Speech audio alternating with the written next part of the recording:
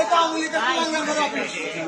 দেখেন কুলাঙ্গারদের অফিস দেখেন, কুলাঙ্গাররা ছাগলের 3 নম্বর বাচ্চার মতো খালি লাভ পারে। আজকে আসলো না, শুয়োরের বাচ্চারা খালি ছাগলের 3 নম্বর বাচ্চার মতো লাভ পারে।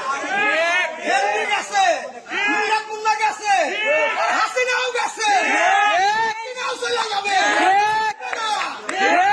স্থায়ী সদস্য ইকবাল হাসান মাহমুদ টুকুর নেতৃত্বে সিরাজগঞ্জে আমরা ছাত্র দল, যুব দল, স্বেচ্ছাসেবক দল, সাধারণ জনগণ দুর্বার আন্দোলন করে তুলেছি। সিরাজগঞ্জ ফাঁকা হয়ে গেছে, চলে গেছে, হয়ে গেছে, নাই আওয়ামী লীগ, এখন পাওয়া যাবে। অফিস দেখেন, কুলাঙ্গারদের অফিস। এই কুলাঙ্গাররা অনেক জ্বালাইছে। এই কুলাঙ্গাররা বাংলাদেশের মানুষকে জিম্মি করে রাখছে এই কুলাঙ্গাররা।